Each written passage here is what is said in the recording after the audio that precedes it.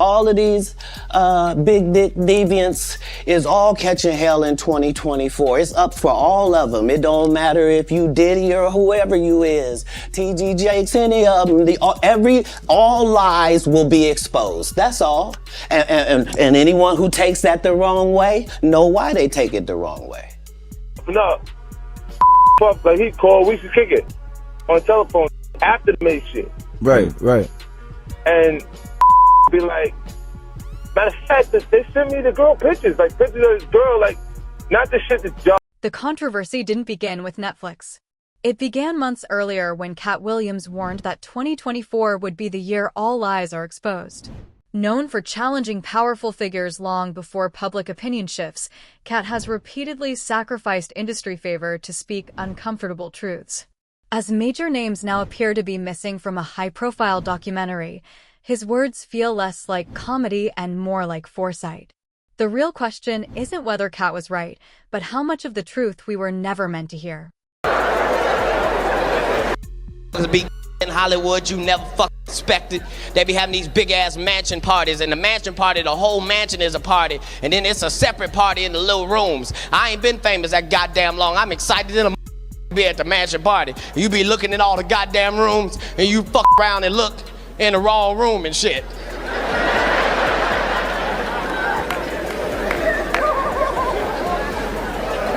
Hey, did you ever have the opportunity where you got invited and you said no to it? Hell yeah.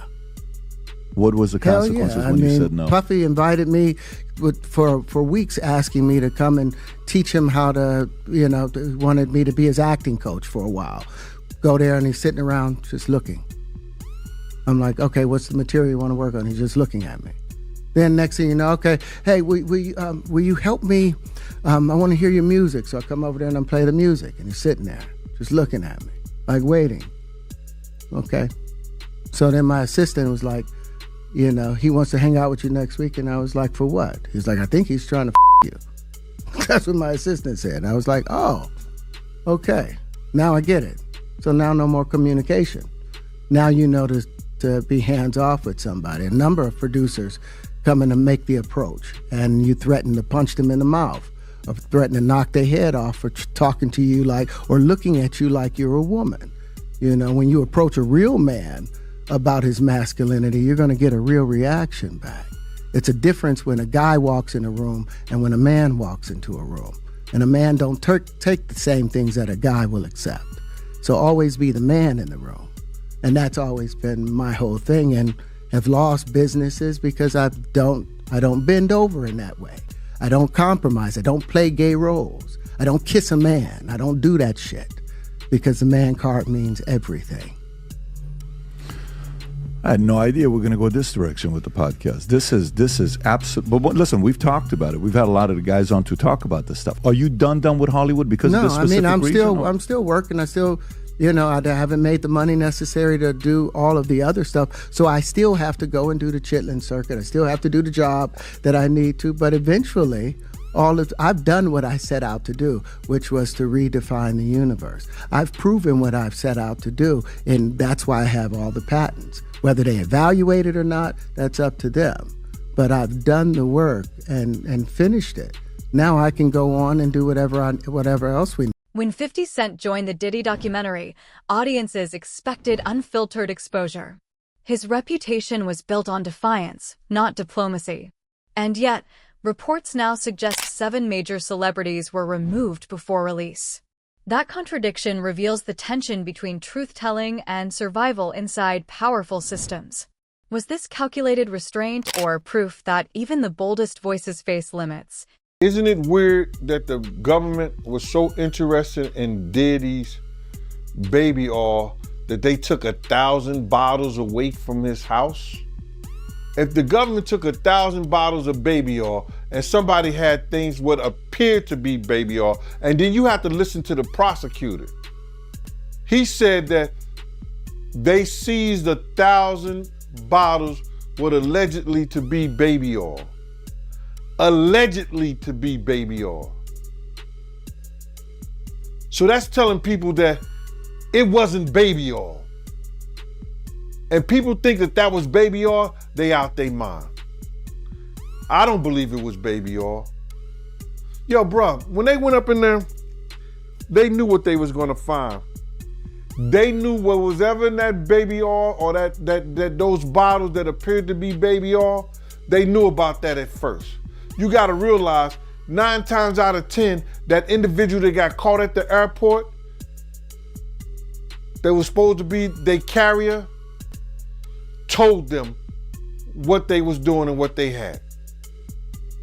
I wouldn't put him past that he told them everything. So when they went up in there, they knew they had to take whatever was out there, and that thing that appeared to be baby oil, they took that. They gotta test every last one of them. Let's see how much, let's see how many of those come back to be baby oil.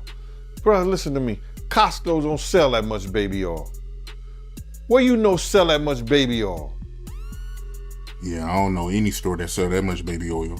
I know Costco, they came out and said that they don't even sell baby oil.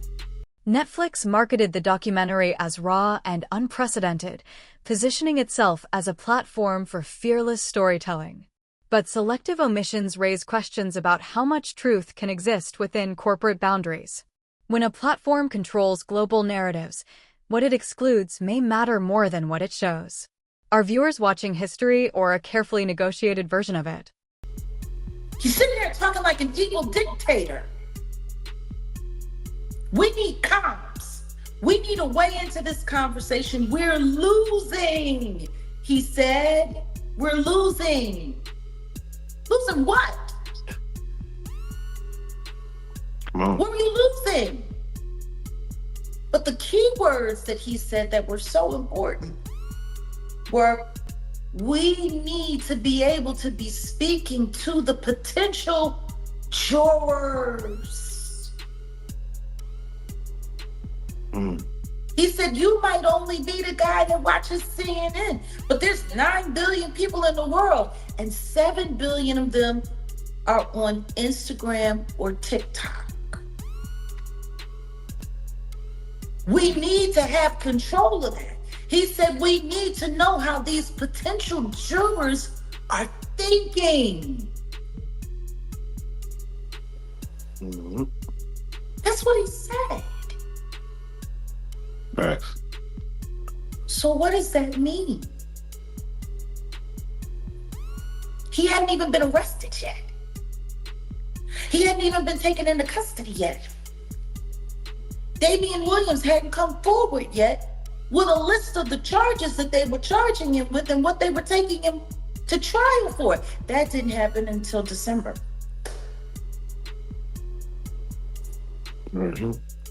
So once again, they were losing. Losing what? Losing at what? We need to have control of comms. We need to make sure that we know how the potential jurors are thinking.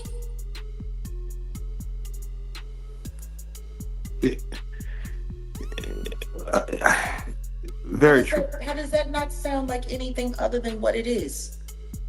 They were looking to infect the jury pool as early as possible. Hollywood has long operated on a hierarchy where accountability is selective. Influence, wealth, and long-standing alliances often decide who is scrutinized and who remains untouched. The absence of certain high-profile figures reinforces the belief that fame doesn't just elevate, it insulates. And that forces a difficult reflection on who truly answers to the public. Say that again. But they just want to send this 4 years. Meanwhile, they tried to give me 4 years for 2 blunts I had no intention of smoking in the first place. Same 4 years. I don't give a fuck. Being an ass-picking devil worshiper is not against the law. They put that man on a whole RICO because they thought he was f***ing for China. They said, bring out the 9 niggas walked out. That ain't even get the law. Go on and get yourself. That man liked this so much as his punishment. They sent him to the place with the most. But Diddy didn't tell Mark.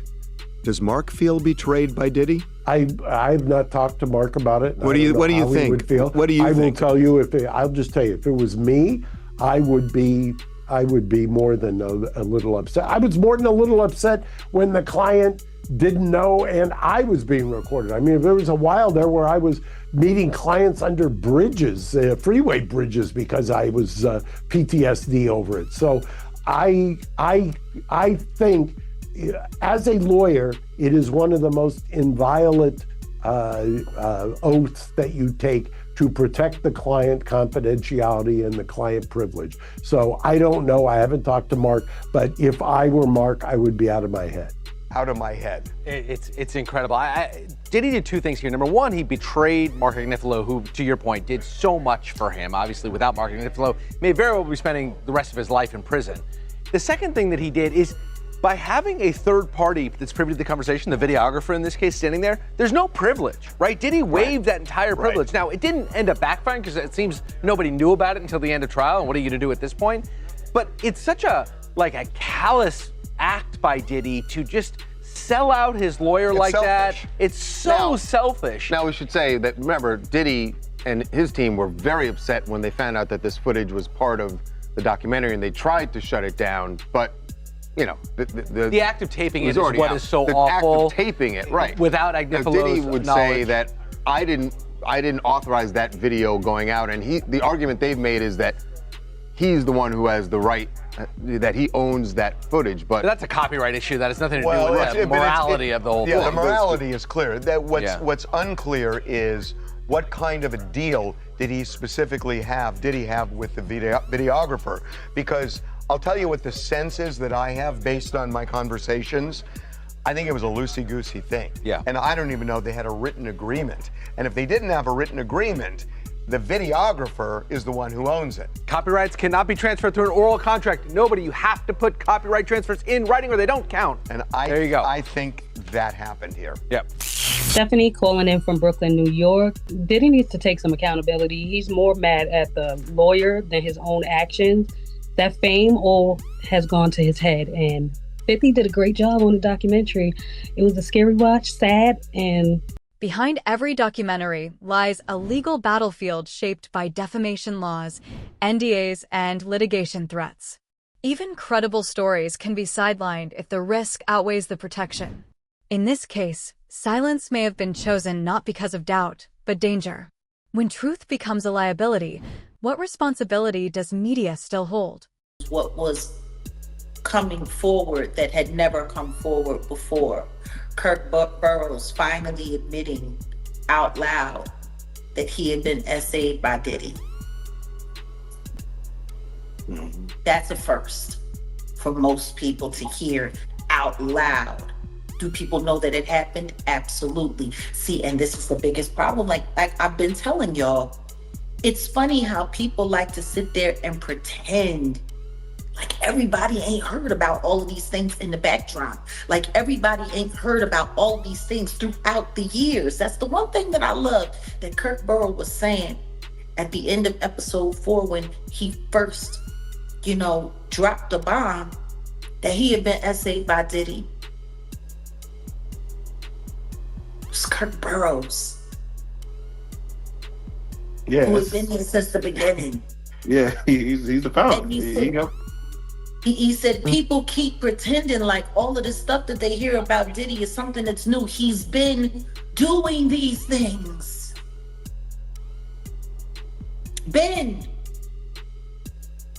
He's a witness to offenses that happened over 30 years ago. Yeah, facts. Jag, you came in and you gave us a history about Uptown Records. Again, I know we have a lot of younger viewers, and some people start doing their research after you spoke on it, and for them to delve into the history of Uptown Records and Sean Combs' introduction to it, and going from there, he seemed like a kid, going to forget the name of the school, but going to like a private school. Yeah. And jumping as an intern 19 into this, I'm gonna say back then this was hip hop with what Uptown Records represented at the time. He didn't smoke, he didn't drink. And then it seemed like after just a couple of years, there was Silence in the industry is rarely accidental. Careers, reputations, and personal safety often depend on knowing when not to speak. Those who remain quiet may not be innocent, but cautious. Sometimes the absence of testimony reveals more than any accusation ever could. I'm looking at it like this, so then he called me back again, and I told him, like, listen, man, don't you ever call my phone again, Kurt. You know what I'm saying? Because we had got into it about somebody calling him. He told me Groovy Lou called him and wanted to know why Gene's still doing this to Puff and everything like that. And I mentioned it on the Gene Deal show. You understand? I said something. Then he called me back like I was lying. And listen to me, Kurt. Don't call me about what these clowns and these niggas say right here, bro. And especially don't call me talking about what I gotta fix. When in fact, you know what you told me and you know what our conversation was. You know what I'm saying? So the whole thing about why I'm not in the thing, the lady was talking greasy to me. She had no right to talk greasy to me. And then she told me that 50 didn't have the power to do anything, but they using his name to like push the whole documentary. And that's what it was about. So that's why you don't see a cameo other than the pictures they used of me on the film in the documentary. I got like 3 or 4 pictures in the documentary that I've seen of myself. You know, some people say they saw more, but I know three different times where I was certain places and you could actually see me in the documentary, and that's the only thing you're gonna get. But the stories that they told in the documentary, bruh, come on. They could have went a whole lot deeper. They could have did a whole lot more. So I ain't in the documentary because that lady that was the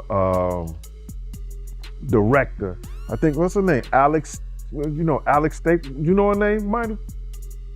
Yo, Mighty, just give me 1 second. Give me 1 second. I'm gonna look this up, all right? Okay. Her name is Alex Stapleton. The director that I spoke to was Alex Stapleton. She was the one who told me that she was the director, she was the producer, whatever, this, that, and the third, the whole 9 yards. And she was talking mad greasy to me. And listen here, it's no after you talk that kind of talk to me, there's no amount of money she could have paid me anyway for me to get in there. You know, my story is more too valuable, you know, getting in depth with this whole stuff. And it would have helped that. Not every omission protects the powerful. Some protect those who were harmed. Certain stories may have been excluded to avoid reopening trauma for individuals who were victims, not perpetrators. Exposing pain without consent risks turning justice into entertainment. Where should the line be drawn between accountability and compassion? That shit would have never happened. I was there, I saw it. I saw Jessica run down the steps after she grabbed the money box because my man Eddie was protecting her. And Eddie's the one called me on the walkie-talkie and said, yo, Jessica just locked me in outside the gym, Gene. You couldn't go down the steps after they bum rushed the door. You understand? I had to run around the whole gym on the outside, around the gym, down the steps, run across the basketball court and open the front door. When I opened that one door, because it pushed inside, people start squeezing through that. Then I just kept doing the doors and people was coming in there, falling dead, right out, just falling out right there. And once they got in there, they just fell out. It was crazy, bro. It was a crazy sight. So I was there, man. So I knew more than they would put down there in that documentary. And you know what I'm saying? You even see me, when Puff is standing up right there, you see me down there trying to do CPR on somebody, and that was a 17-year-old kid that died, bro. That was a 17-year-old kid that died. I knew his brother. His brother was sitting there crying, talking about, my mama gonna kill me. This is the first time I ever took my little brother anywhere. Terrible, man. Who do you put the blame on for that whole City College thing? Do you put it all on Diddy, or is it more people that played a part? Well, I think Puff cutting security for the outside is a big part. Second of all, the college should have had their security there, and you didn't see none of the college security, and the college should have let the police department know that it was a function of that magnitude that was coming. So it's Diddy and the college and the security and the school. To get into this documentary, man, because I want to get your point of view, man, and I want you to break it down. It's one part in here where Eric Sermon, he told a story about how he was in the car with Misa, and Diddy caught him in the car, and Diddy swung on him. You seen that part? Well, Eric Sermon said that Puff swung on him and invited him, and he invited Puff to go around the corner. But a lot of people, Kirk Burrows told the story, and I told him, like, because we knew that had happened back in the day. Audiences often demand total exposure, but responsible journalism must weigh harm alongside truth. Selective storytelling, however, risks eroding trust when viewers sense manipulation. Transparency about limitations may matter as much as the story itself. Can media remain credible without being complete? And as you know, him and Diddy, they've been cool ever since. Him, Diddy, the Jigga Man. That was another thing I thought that was interesting, that Jay-Z wasn't mentioned at all in any of this documentary. Yet he was there for so much of it. Because right after the Diddler beat the crap out of Steve Stout, the Jigga Man poked up on Rivera. Not long after that. All of this stuff happened around the same time. Why do you think Jay-Z wasn't involved in none of this? Well, I mean, he was involved in a lot of it. You mean, why wasn't he mentioned? Yeah, mentioned in the documentary at all. I mean, there was a lot of people that weren't mentioned. Matter of fact, not too many people in the industry were mentioned who were there and present. Isn't that cute? Very true. They found a way to tell that story while they kept everybody else clean. Jag, how come you don't think... Episode 2 focused heavily on Tupac Shakur and the East Coast, West Coast beef. They were saying that Diddy was technically jealous of Tupac and Biggie's friendship, of Tupac's success. Technically.